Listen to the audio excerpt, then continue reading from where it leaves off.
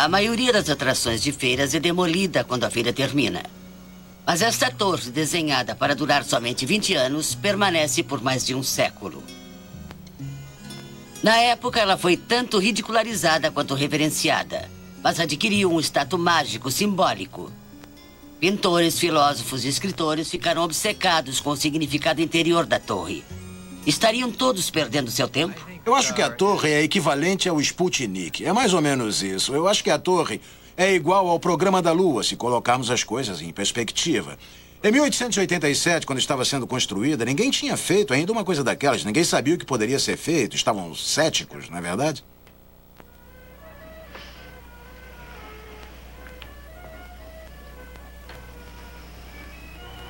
Recém-nascida.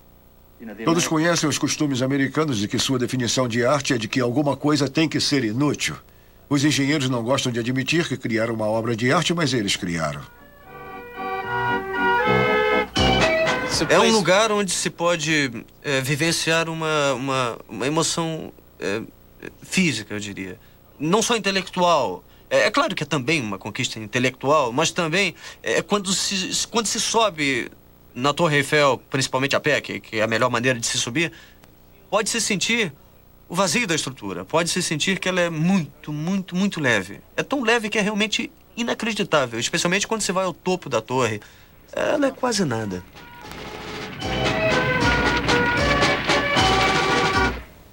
Como uma teia de aranha, a torre atrai mais de 20 mil visitantes por dia. Eles vêm como peregrinos para prestar sua homenagem ao Templo de Paris. E muitos a encaram como a oitava maravilha do mundo. No entanto, a torre tem um lado mais sombrio. Dos 170 milhões de visitantes que escalaram suas alturas, 370 não voltaram inteiros. Mas como a torre conquistou sua mística, tem intrigado gerações de escritores e filósofos franceses como Roland Barthes. Por que as pessoas visitam a torre? Ela não é nada. Como monumento, ela representa um zero absoluto. Não faz parte de qualquer cerimônia, nem ao menos é arte. Não pode ser visitada como museu, porque não existe nada na torre. Sem dúvida, ela faz parte de um sonho, do qual ela é mais uma cristalizadora do que o objeto, transformando o rito turístico em uma aventura de observação e inteligência. Todos os que visitam a torre tornam-se estruturalistas filosóficos sem saber, distinguindo espontaneamente pontos discretos de Paris e ligando-os e ordenando-os em sua mente. Ela toca a imaginação humana da maneira mais geral. Sua forma simples, de matriz, confere a ela a vocação de um todo infinito. No vasto domínio dos sonhos, esse é o sinal inevitável. É impossível fugir a esse sinal puro, porque ele significa tudo. Apesar ou por causa das incontáveis imagens da vida que ela evoca, ela inspira a última imagem da experiência humana, a da morte. Em 1886, a Belle Époque está no auge. E o guia Baedeker descreve Paris como uma cidade onde o luxo foi elevado à ciência. É uma época excitante de mudanças tumultuadas. O carro motor acabara de ser inventado. Os trens estavam sendo eletrificados juntamente com outras coisas. E o telefone era o novo meio de comunicação. Com câmeras automáticas, retratos eram tirados a toda hora. A França recupera-se das guerras franco-prussianas e emerge como uma nação fortemente industrializada, com um império colonial em crescimento. O centenário da Revolução Francesa aproximava-se e o governo decidiu fazer a feira industrial mais espetacular e excitante que o mundo jamais vira.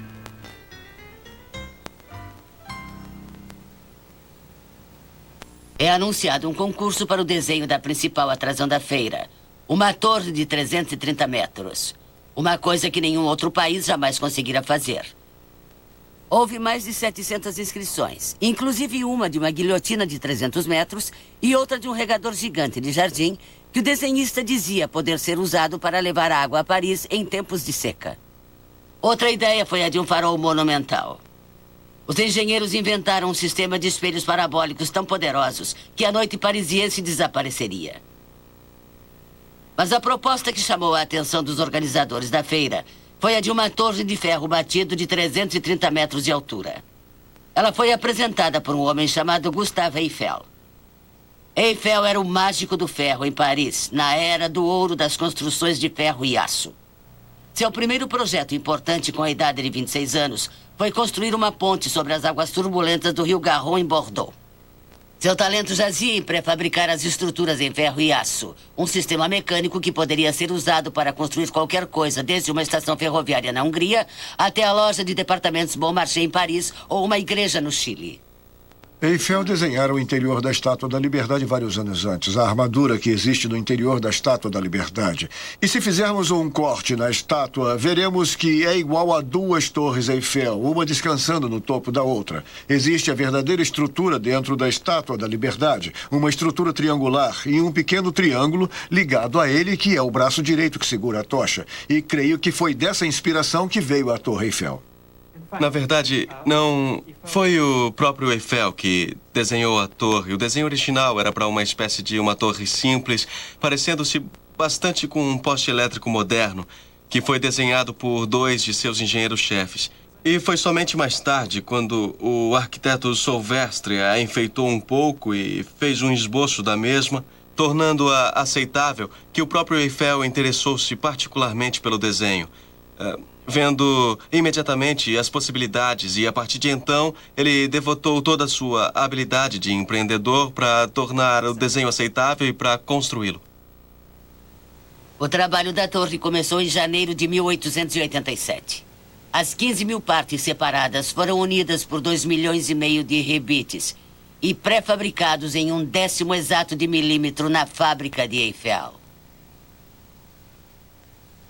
No outono de 1888, a torre já tinha alcançado 230 metros. Ninguém tinha trabalhado a uma altura dessas antes e alguns dos trabalhadores queixavam-se de tontura. Pediam mais dinheiro quanto mais alta a torre se tornava. Eiffel não queria saber, dizendo que para o verdadeiro construtor a vertigem não existia. De qualquer maneira, não faria diferença se um trabalhador caísse de 100 ou 1.000 metros. O resultado final seria exatamente o mesmo. O trabalho terminou com Eiffel oferecendo um bônus para aqueles que continuassem até a torre estar terminada. Nessa época, os ferreiros do céu tinham se tornado uma atração para os turistas. Enquanto crescia, seu tronco curvo resistia naturalmente aos ventos fortes, como uma conífera gigante. Tinha custado quase $500 mil, com a Eiffel pagando a maior parte. Depois de 2 anos, a torre estava completa. Quando a Feira Mundial foi inaugurada, a torre foi um sucesso imediato.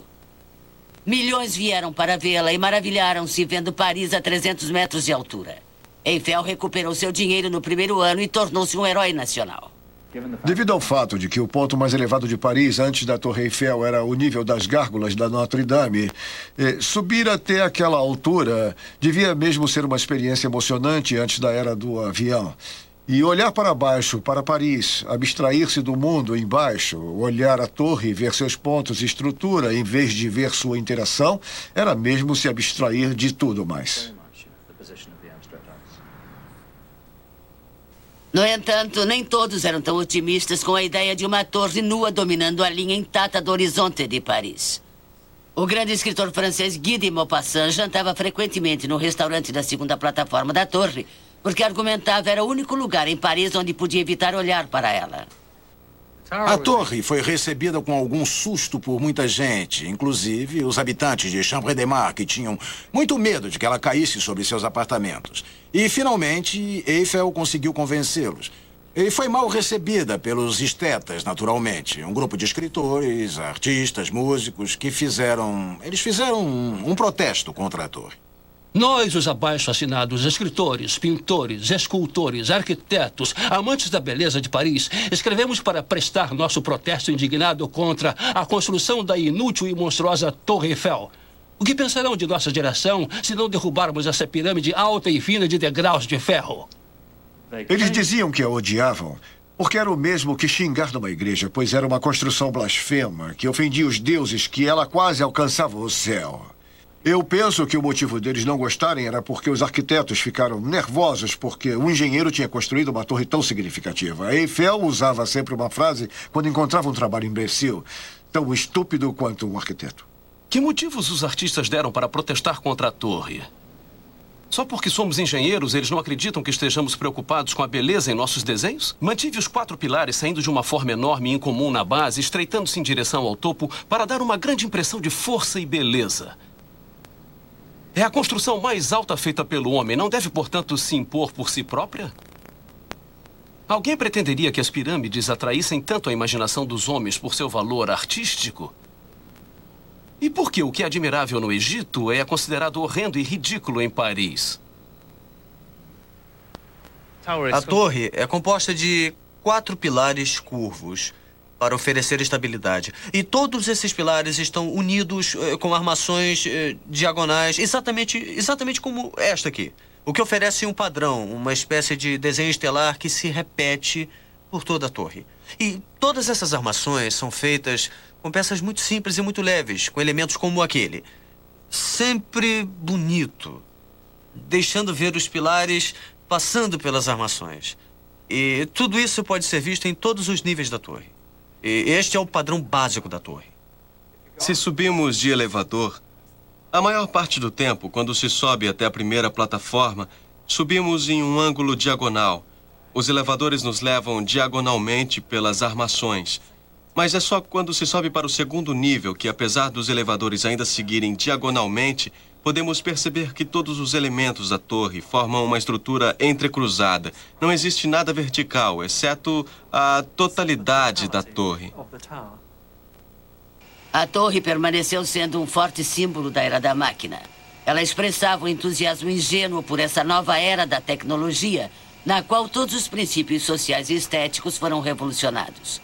Foi isso que agitou os artistas já estabelecidos. Mas por representar o novo, atraiu os jovens artistas da avant-garde e logo se tornou o totem da ideologia mais recente, o modernismo. Era uma celebração da conquista do homem sobre a natureza. Um símbolo sem classe para os artistas que queriam abraçar o novo século. Bom, a torre tem isso em comum com a arte moderna. Ambas são o seu próprio sujeito. A torre não tem outro propósito a não ser ela mesma. E um dos aspectos da pintura moderna e até da escultura moderna é que, ao invés de representar alguma outra coisa, o retrato de alguma coisa, uma paisagem, uma pessoa, pedaço por pedaço, elas se tornam seus próprios sujeitos. Seurat ficou fascinado por esse aspecto mecânico da torre, pela forma como ela foi construída de milhares de elementos idênticos, porque, de certa forma, sua própria técnica de usar pontinhos de pintura e misturar tudo isso oticamente numa tela é um tipo de técnica padronizada da mesma forma. E o próprio fato dele ter pintado a torre antes dela estar terminada, eu acho que também é muito significativo, porque, de certa maneira, a torre é interminável. É uma espécie de escada que sobe para o infinito. O jovem pintor cubista Robert Delaunay foi atraído pelo número infinito de formas como a torre poderia ser vista. Sua forma era sempre mutante. Para Delaunay, a torre era a modernidade. Tornou-se uma obsessão que ele pintou mais de 50 vezes. Eu acho que Delaunay estava mesmo tentando desconstruir a torre. Ele queria destruir a torre e reconstruí-la com um novo tipo de imagem na qual a cidade fique verdadeiramente quase incluída dentro da torre. A torre e a cidade tornam-se fundidas. Elas se transformam num novo tipo de imagem da Paris moderna, mais do que a torre em seu antigo estado irreconstruível. Delaunay despertou o interesse pela torre. Outros artistas o seguiram, descobrindo que tratava-se de um símbolo vazio ao qual poderiam acrescentar sua própria interpretação. Para os futuristas, ela representava o espírito do dinamismo. Era um hino à era da tecnologia. Afirmavam que ela redefinia a noção de beleza. Para Chagall, a torre fazia parte da mitologia, um ícone romântico e a amante de Paris. Sua simplicidade limpa encantou os ingênuos e os pintores primitivos. Durante um século, a torre propiciou uma multidão de imagens através de sucessivos movimentos artísticos. Para cada um, a torre continha sua própria metáfora. Ela também inspirou canções. Existem valsas e polcas sobre a Torre Eiffel e até um balé de Jean Cocteau. Para os cineastas, ela fornecia o cenário perfeito.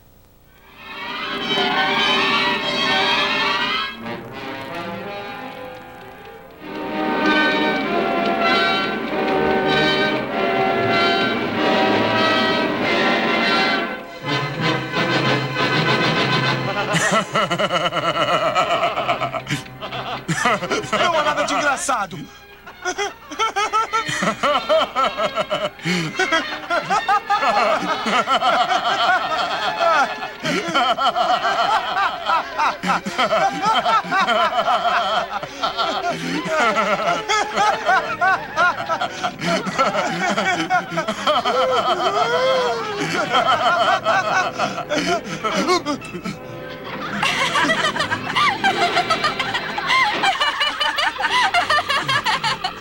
Eiffel continua a inspirar os artistas contemporâneos.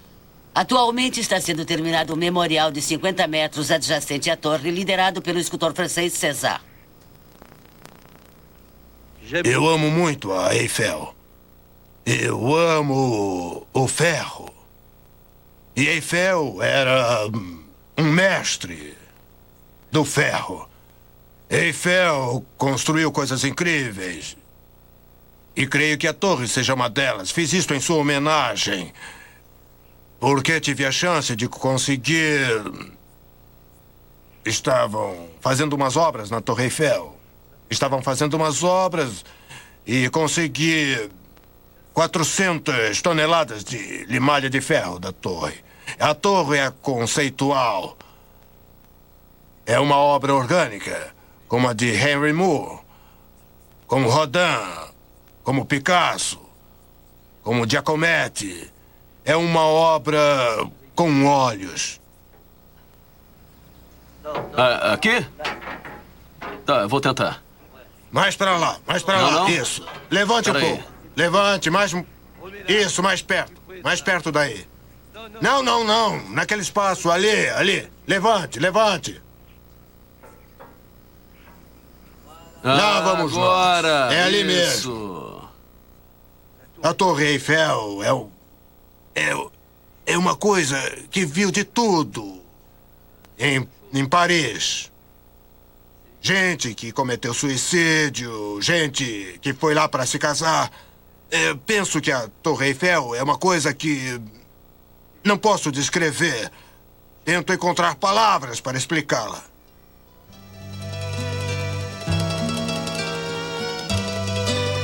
Para os parisienses, a torre não é só um velho monumento de pedra, mas um símbolo de nacionalidade. A Torre é Paris.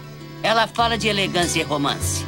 Com a revolução de caráter da cidade, o mesmo acontece com o caráter da torre.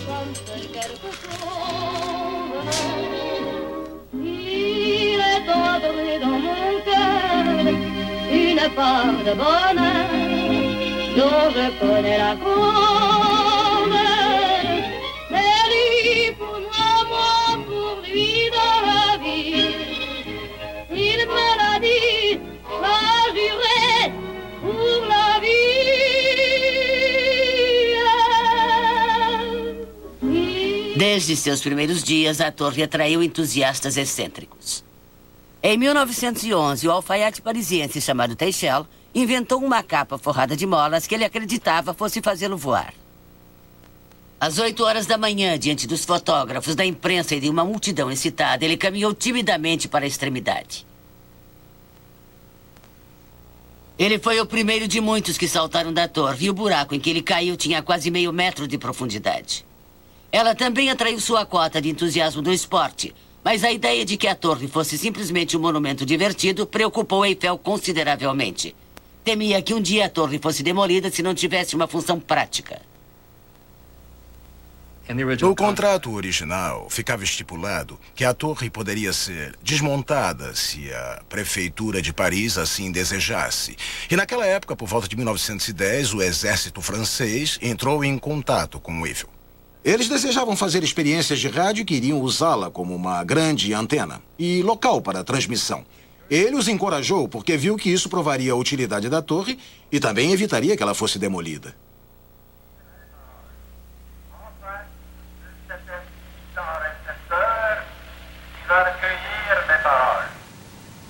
Como transmissora da Rádio Nacional Francesa, a torre adquiriu status patriótico, particularmente na época da guerra. Durante a Segunda Guerra Mundial, a torre representou pelo menos 2 papéis. Primeiro, para os alemães, quando estes invadiram Paris em 1940. Passou a ser o símbolo do triunfo deles. E a primeira coisa que fizeram foi pregar a suástica na torre, substituindo a bandeira tricolor francesa. Quando Hitler visitou Paris, naquele verão, ele foi até a torre e esperava subir ao topo. Mas os elevadores pararam misteriosamente de funcionar, porque os franceses sabotaram os elevadores para que ele não pudesse subir ao topo. Ele se recusou a subir a pé e foi fotografado diante da torre. Era o melhor que podia fazer. O segundo papel da torre durante a guerra foi em 1945, quando as tropas francesas e americanas libertaram Paris. E a primeira coisa que os franceses fizeram foi subir ao topo para colocar a sua bandeira. Isso foi em meados de agosto de 1944. E logo que os parisienses viram a bandeira francesa no alto, souberam que a cidade fora libertada. Os franceses precisam de monumentos porque a França é uma república e não uma monarquia. Eles não têm o tipo de símbolo que a monarquia se tornou na Inglaterra, por exemplo. Portanto, precisam de monumentos físicos como o Arco do Triunfo, como a Torre Eiffel, como o Sacré-Cœur, como a nova pirâmide de Pei no Louvre. Esses monumentos são muito importantes para os franceses como símbolos do nacionalismo e da identidade. A nova pirâmide no Louvre, como o Centro Pompidou, dividiu Paris de uma forma parecida como a controvérsia que houve há mais de 100 anos. Acho que a pirâmide de Pei é uma espécie de homenagem à Torre Eiffel. Não é a mesma coisa, porque essa construção mostra suas entranhas do lado de fora de maneira muito ostensiva, enquanto que na primeira parte da Torre Eiffel ela era as suas próprias entranhas. Falo não como uma imagem, a forma como é construída. Como a arquitetura high-tech moderna costuma dizer, olhem para mim, eu sou high-tech. Mas existe uma homenagem entre elas. A pirâmide e a torre, existe uma espécie de ligação. Eiffel tende para o high-tech, o engenheiro tende para a arquitetura. Quando celebrou seu 100º aniversário, a Dama de Ferro da França parece ter garantido sua permanência na paisagem francesa.